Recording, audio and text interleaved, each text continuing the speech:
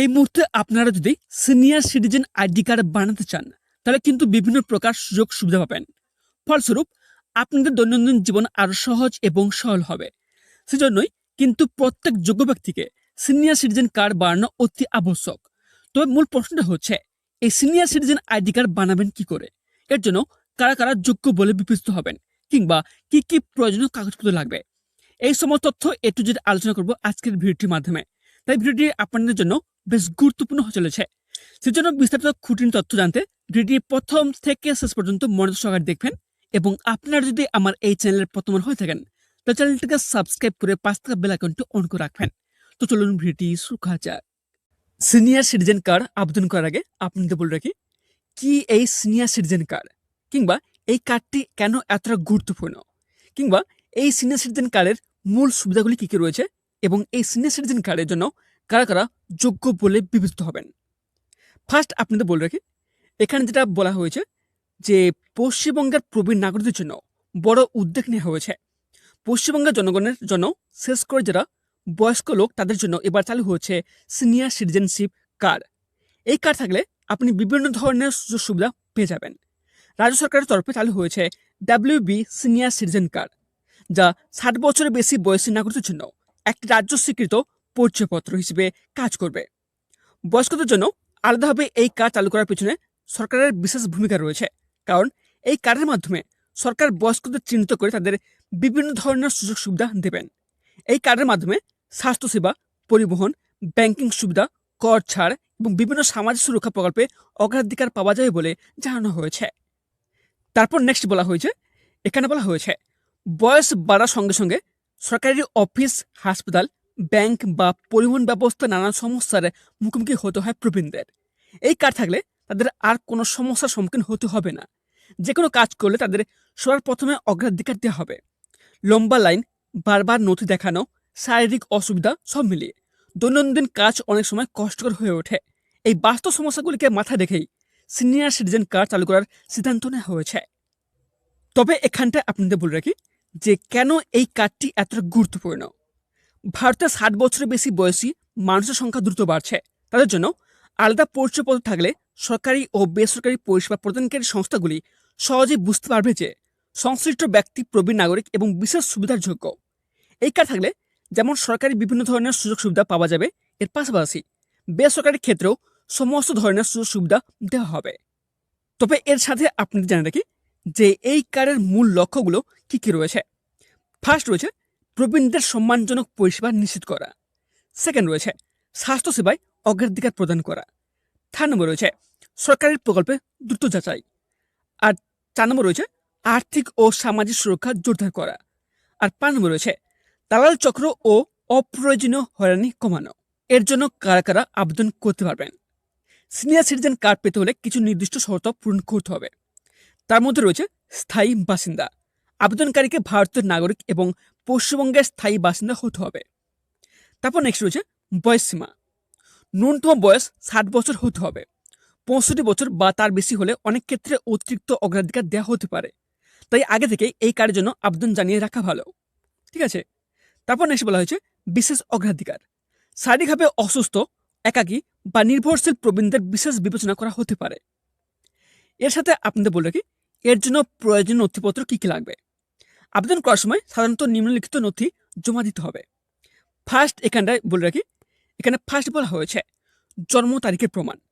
তবে এখানটায় আপনার জন্ম সার্টিফিকেট কিংবা মাধ্যমিক সার্টিফিকেট থাকলে আপনারা দিতে পারেন। সেকেন্ড রয়েছে ঠিকানার প্রমাণ। ভোটার কার্ড, রেশন কার্ড কিংবা বিদ্যুৎ বিল লাগবে। আর 3 নম্বর রয়েছে ফটো আইডি, আধার কার্ড, প্যান কার্ড অথবা ভোটার আইডি লাগবে। আর 4 নম্বর রয়েছে সাম্প্রতিক পাসপোর্ট সাইজ ছবি। আর 5 নম্বর রয়েছে স্বাস্থ্য সংক্রান্ত সার্টিফিকেট যদি থেকে থাকে। তবে সব নথির সেলফ অ্যাটেস্টেড ফটোকপি জমা দিতে হবে এবং প্রয়োজনে অরিজিনাল দেখাতে হতে পারে। স্বাস্থ্যসেবায় কী কী সুবিধা মিলবে? স্বাস্থ্যক্ষেত্রে এই কার্ড বিশেষভাবে উপকারী হতে পারে। এখানটা অপশান রয়েছে, যেখানে ফার্স্ট রয়েছে সরকারি হাসপাতাল ও স্বাস্থ্যকেন্দ্রে অগ্রাধিকার ভিত্তিতে রেজিস্ট্রেশন। সেকেন্ড রয়েছে ওপিটি ও ডায়াগনস্টিক পরীক্ষা দ্রুত পরিষেবা।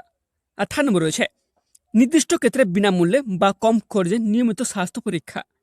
4 নম্বর রয়েছে জরুরি চিকিৎসায় প্রাধান্য। 5 নম্বর রয়েছে কিছু ওষুধে আংশিক ছাড় পাওয়া যাবে। আর 6 নম্বর রয়েছে অ্যাম্বুলেন্স পরিষেবায় দ্রুত সুবিধা পাওয়া যাবে। তবে রাজ্যের স্বাস্থ্য প্রকল্প অর্থাৎ স্বাস্থ্যসাথীর সঙ্গে সমন্বয় করে প্রবীণদের চিকিৎসা পরিষেবা আর সহজ করার প্রকল্পনা রয়েছে। শুধু এখানে শেষ নয়, এর সাথে বলা হয়েছে যে পরিবহনের ছাড় ও সুবিধা পাওয়া যাবে। যাতায়াত প্রবীণদের অন্যতম বড় সমস্যা। এই কার্ড থাকলে আপনারা যে সুবিধাগুলি পাবেন তার মধ্যে রয়েছে, ফার্স্ট রয়েছে সরকারি বাসে ভাড়ায় ছাড় পাবেন। সেকেন্ড রয়েছে সংরক্ষিত আসনের সুবিধা পাবেন। 3 নম্বর রয়েছে নির্দিষ্ট ক্ষেত্রে আন্তঃজেলা পরিবহনে অগ্রাধিকার পাবেন। 4 নম্বর রয়েছে রেল ভ্রমণে কেন্দ্র নীতিমালা অনুযায়ী সুবিধা পাবেন। ঠিক আছে, তবে এর ফলে চলাচল আরও সহজ ও সাশ্রয়ী হবে। এর সাথে বলা হয়েছে ব্যাংকিং ও কর সুবিধা পাবেন। ঠিক আছে, তো প্রবীণ নাগরিকদের আর্থিক সুরক্ষার কথা মাথায় রেখে এখানে কিছু অপশন রয়েছে। ফার্স্ট রয়েছে ফিক্সড ডিপোজিটে অতিরিক্ত সুবিধা পাবেন। সেকেন্ড রয়েছে পোস্ট অফিস সঞ্চয় প্রকল্পে উচ্চ সুদ পাওয়া যাবে। 3 নম্বর রয়েছে আয়কর আইনে নির্ধারিত অতিরিক্ত কর ছাড় পাওয়া যাবে। আর 4 নম্বর রয়েছে ব্যাংকে আলাদা কাউন্টার বা অগ্রাধিকার পরিষেবা পাওয়া যাবে। তারপর নেক্সট বলা হয়েছে সরকারি প্রকল্পে অগ্রাধিকার। সিনিয়র সিটিজেন কার্ড থাকলে একাধিক সামাজিক সুরক্ষা প্রকল্পে সুবিধা সহজ হবে। এখানে ফার্স্ট রয়েছে, এখানে দেখবেন এখানে ফার্স্ট বলা হয়েছে বার্ধক্য ভাতা অর্থাৎ ওল্ড এজ পেনশন দ্রুত অনুমোদন করা হবে। সেকেন্ড রয়েছে বিধবা ভাতা বা প্রতিবন্ধী ভাতা সংক্রান্ত যাচাই সহজ করা হবে। 3 নম্বর রয়েছে কৃষক বন্ধু প্রকল্পে অগ্রাধিকার। আর 4 নম্বর রয়েছে বৃদ্ধাশ্রম বা ডে কেয়ার সেন্টারে ভর্তি প্রক্রিয়া সহজ করা হবে। তবে এই কার্ড মূলত পরিচয় যাচাই সহজ করে, ফলে আবেদন ও অনুমোদনের সময় কম লাগে। তারপর নেক্সট বলা হয়েছে যে আবেদন পদ্ধতি। বর্তমানে আবেদন প্রক্রিয়া প্রধানত অফলাইন ব্যবস্থা রয়েছে, তাই আপনাকে আবেদনের ফর্ম সংগ্রহ করে ভালোভাবে ফিল আপ করে জমা দিতে হবে। ফার্স্ট আপনাকে নিকটবর্তী যে ব্লক অফিস রয়েছে আপনার তহসিল অফিস বা সরকারি ক্যাম্প থেকে আবেদনপত্র সংগ্রহ করতে হবে। তবে এখানটা আপনাদের বলে রাখি, আপনার যে সিনিয়র সিটিজেন কার্ডের জন্য আবেদন করবেন তার ফর্মটি ঠিক এরকম হবে। ঠিক আছে, তার যে অ্যাপ্লিকেশন ফর্ম রয়েছে, যে ফর্মটি আপনার ফিল আপ করবেন তার ফর্মটি ঠিক এরকম হবে। ঠিক আছে, তবে এই ফর্মটি হচ্ছে অনেক পুরাতন ফর্ম। তবে অরিজিনাল ফর্মটি কেমন হবে সেটা পাওয়ার জন্য আপনার নিকটবর্তী যে ব্লক অফিস রয়েছে বা কিংবা তহসিল অফিস কিংবা যে সরকারি ক্যাম্প রয়েছে সেখান থেকে কিন্তু আপনাকে অরিজিনাল ফর্মটি আপনাকে কিন্তু কালেক্ট করতে হবে, সংগ্রহ করতে হবে। ঠিক আছে, তবে এরকম ফর্মটি কিন্তু এরকম শো করবে। ঠিক আছে, তো ফার্স্ট দেখবেন এখানটা এরকম লেখা থাকবে যে application form senior citizen identity card. তবে ফর্ম ফিল আপ করবেন কী করে করতে হলে এখানে দেখবেন এখানে লেখা রয়েছে অ্যাপ্লিক্যান্ট ডিটেলস। ঠিক আছে, এখানে লেখা রয়েছে। তারপর দেখবেন নোটিস করবেন এখানে রয়েছে নেম। এখানটা আপনার নেম দেবেন, যিনি আবেদন করবেন তার নামটা দেবেন। তার হচ্ছে ফাদার্স অথবা হাজবেন্ড নেম। এখানটায় আপনার ফাদার অথবা আপনার পিতা অথবা আপনার স্বামীর নামটা দেবেন। ঠিক আছে, তারপর হচ্ছে জেন্ডার।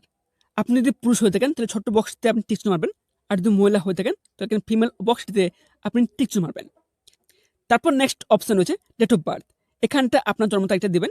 তারপর হচ্ছে মোবাইল নাম্বার, এখানটা আপনার মোবাইল নাম্বার দেবেন। তারপর হচ্ছে আধার নাম্বার, আপনার যে আধার কার্ডের নাম্বার রয়েছে সেই নাম্বারটি এখানে দেবেন। তারপর নেক্সট রয়েছে ইমেল আইডি, এখানটা আপনার ইমেল আইডি দেবেন। ঠিক আছে, তারপর নেক্সট রয়েছে হাইট, আপনার উচ্চতা কত, আপনার হাইট কত তার সেমি হিসেবে এখানে দেবেন। তারপর নেক্সট অপশন রয়েছে ভিজিবল আইডেন্টিফিকেশন মার্ক। আপনার শরীরে যদি কোনো প্রকার কোনো দাগ থেকে থাকে, চিহ্ন থেকে থাকে, তাহলে এখানটা আপনি লিখবেন। ঠিক আছে, তারপর এখানে দেখবেন এখানে বলা হয়েছে যে ফটো দেওয়ার জন্য। ঠিক আছে, আপনি যে এখানে ফটোটা দেবেন, ঠিক আছে, এর জন্য ক্লিয়ারলি এখানে বলা হয়েছে this photo is for scanning, do not cross sign. এখানে যে আপনি যে পাসপোর্ট সাইজের ফটোটা দেবেন, তবে এই ফটো উপরে আপনারা কোনো প্রকার সাইন করবেন না, কোনো প্রকার সিগনেচার করবেন না, কেননা আপনার এই ফটোটি আপনাকে স্ক্যান করবে। ঠিক আছে, তারপর নিচে দেখবেন এখানটা বলা হয়েছে যে কারেন্ট রেসিডেন্স অ্যাড্রেস। আপনি যে বর্তমানে যে ঠিকানা বসবাস করেন তার ফুল ডিটেলস কিন্তু এখানে দিতে হবে। আপনার ঘরের সংখ্যা অর্থাৎ ফ্ল্যাটের নাম্বার কত এখানে দিতে পারবেন। তার হচ্ছে তেহসিল বা সাব ডিস্ট্রিক্ট দেবেন। আপনার স্টেট দিবেন, কোন স্টেটে বসবাস করেন স্টেট দিবেন। তারপর হচ্ছে ভিলেজের নাম দিবেন, ডিস্ট্রিক্ট দিবেন, হচ্ছে পিনকোড, আপনার পিনকোড কত পিনকোড দেবেন। যদি আপনার কারেন্ট রেসিডেন্স অ্যাড্রেস এবং পার্মানেন্ট রেসিডেন্স অ্যাড্রেস সেম হয়ে থাকে, তাহলে আপনার তো এখানটা আপনার ফর্ম ফিল আপ করবেন, এখানে তো আপনার সব কিছু ডিটেলস দেবেন। ঠিক আছে, এবং এর পাশাপাশি যদি পার্মানেন্ট রেসিডেন্স অ্যাড্রেস সেম হয়ে থাকে, তাহলে এখানে দেখবেন একটা ছোট্ট বক্স রয়েছে, এখানে ছোট্ট বক্স রয়েছে, এই বক্সটিতে আপনার টিক চিহ্ন দেবেন। এছাড়া আপনারা করতে পারেন, এছাড়াও আপনারা কিন্তু এই পার্মানেন্ট রেসিডেন্স অ্যাড্রেসও আপনারা সব কিছু ডিটেলস দিতে পারেন, কোনো প্রকার অসুবিধা নেই। তারপর নিচে দেখবেন এখানটা রয়েছে সেলফ আন্ডারটেকিং, ঠিক আছে। এখানটা আপনার নাম দেবেন, আপনার পিতার নাম দেবেন, আপনার বয়স কত দেবেন, তারপর হচ্ছে সিগনেচার, এখানটা আপনার সিগনেচার করবেন। তারপর হচ্ছে নেম, এখানটা আপনার নেম দেবেন। তারপর হচ্ছে প্লেস, আপনার ঠিকানা এখানে দেবেন। ডেট, যেদিন ফর্ম জমা দেবেন ওই দিনকার ডেট এখানে দেবেন, ঠিক আছে, আগে থেকে কোনো ডেট দেবেন না। তারপর এখানে বলা হয়েছে যে photograph of the person applying for the certificate with cross signature, ঠিক আছে। এখানে কিন্তু সম্পূর্ণ আলাদাভাবে বলা হয়েছে। এখানে কি বলা হয়েছে, এখানে যে আপনি যে পাসপোর্ট সাইজের যে ফটোটা এখানে দেবেন, এই ফটোটার উপরে আপনার কিন্তু সাইন করতে হবে, ঠিক আছে। কীভাবে সাইন করতে হবে, ফটোর নিচে সাইন করলে হবে না, ফটোর উপর দিয়ে সাইনটা করতে হবে, ঠিক আছে। আগে কি বলা হয়েছে, এখানে যেটা বলা হয়েছিল, যেখানে যে ফটোটা দেবেন সেই ফটোর উপরে কিন্তু আপনাকে সাইন করতে না বলা হয়েছে।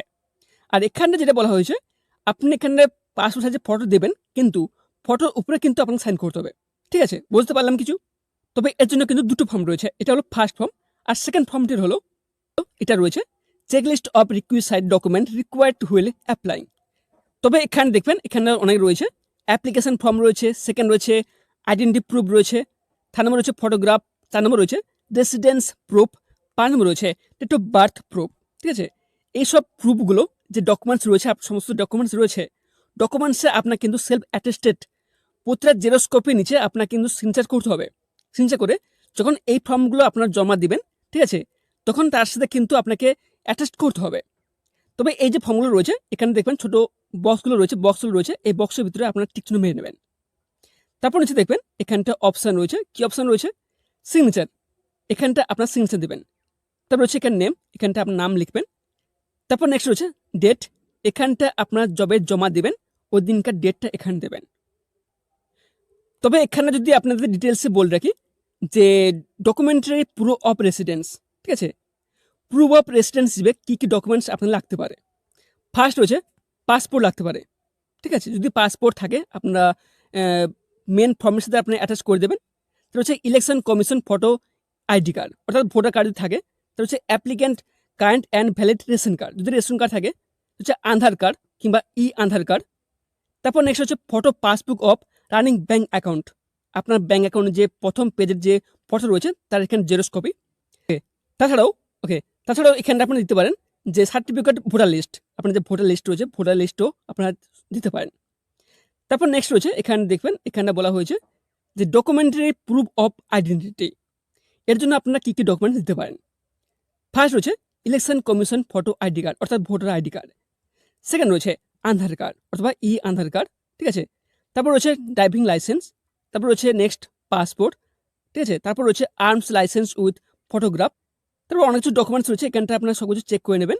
তারপর হচ্ছে pensioners card having photograph of the applicants, ঠিক আছে, এখানটা সব কিছু চেক করে নেবেন কী কী ডকুমেন্টস লাগবে। তারপর নেক্সট এখানে চেক করবেন, এখানটা বলা হয়েছে যে documentary proof of the date of birth, আপনার জন্ম তারিখের প্রমাণ হিসেবে কী কী ডকুমেন্ট লাগতে পারে। ফার্স্ট রয়েছে বার্থ সার্টিফিকেট, সেকেন্ড রয়েছে স্কুল লাইফ সার্টিফিকেট, ঠিক আছে। থার্ড নম্বর রয়েছে পাসপোর্ট থাকলে দেবেন। তারপর নেক্সট রয়েছে প্যান কার্ড থাকলে প্যান কার্ড দেবেন। ওকে, এই সমস্ত ডকুমেন্টসের জেরক্স কপি কিন্তু সেলফ অ্যাটেস্টেড সহ আপনার কিন্তু মেন ফর্মের সাথে আপনার নিকটবর্তী বিএলও অফিস গিয়ে আপনার কিন্তু এখানে জমা করতে হবে। সবশেষে আপনার সমস্ত ডকুমেন্ট যদি ঠিকঠাক প্রুভ হয় তাহলে অবশ্যই কিছুদিনের মধ্যে আপনি আপনার পোস্ট অফিসের মাধ্যমে এই সিনিয়র সিটিজেন কার্ডটি পেয়ে যাবেন, কিংবা আপনার নিকটবর্তী যে ব্লক অফিসে অ্যাপ্লিকেশন ফর্ম সমেত যেসব ডকুমেন্ট জমা দিয়েছিলেন ওইখান থেকেও আপনাদের কার্ডটি পেতে পারেন। তবে জমা দেওয়ার সময় অবশ্যই একবার জিজ্ঞেস করে নেবেন যে এই কার্ডটি আপনাকে কোথা থেকে সংগ্রহ করতে হবে। হ্যাঁ, আরেকটি গুরুত্বপূর্ণ কথা, সিনিয়র সিটিজেন অ্যাপ্লিকেশন ফর্ম জমা দিতে যাওয়ার সময় অবশ্যই আপনার অরিজিনাল ডকুমেন্টসগুলো সাথে নিয়ে যাবেন, কেননা ওইখানেও একবার যাচাই করতে পারে আপনার সমস্ত ডকুমেন্ট ঠিকঠাক আছে কিনা, কেননা ভুল করলে কিন্তু আপনার আবেদনটি বাতিল হতে পারে। যখন ফর্মটি সংগ্রহ করবেন মানে আবেদন করার আগে অবশ্যই আসল ফর্মটি 2-1 কপি জেরক্স করে নেবেন। তারপর জেরক্স কপিতে প্রথমে ফর্ম ফিল আপ করার চেষ্টা করবেন, কেননা জেরক্স কপিতে ভুল হলে সমস্যা নেই, কেননা দেখা গেল অরিজিনাল ফর্মে ভুল করলেন, তারপর দ্বিতীয় ফর্ম চাইলেও না দিতে পারে। যদি দেখেন সব ঠিকঠাক আছে তারপরে অরিজিনাল ফর্মে সঠিকভাবে ফর্ম ফিল আপ করবেন। তো আশা করি পুরো ব্যাপারটা আপনাদের ক্লিয়ারলি বুঝতে পারলাম। সুতরাং এই পর্যন্ত ছিল ভিডিওটি, দেখা হবে নেক্সট কোনো গুরুত্বপূর্ণ ভিডিওটিতে। ততক্ষণে সবাইকে ভালো রাখবেন এবং নিচে ভালো থাকবেন। এবং আপনারা যদি আমার এই চ্যানেলের প্রথম হয়ে থাকেন তাহলে চ্যানেলটিকে সাবস্ক্রাইব করে পাশ থাকা বেল আইকনটি অন করে রাখবেন। ধন্যবাদ।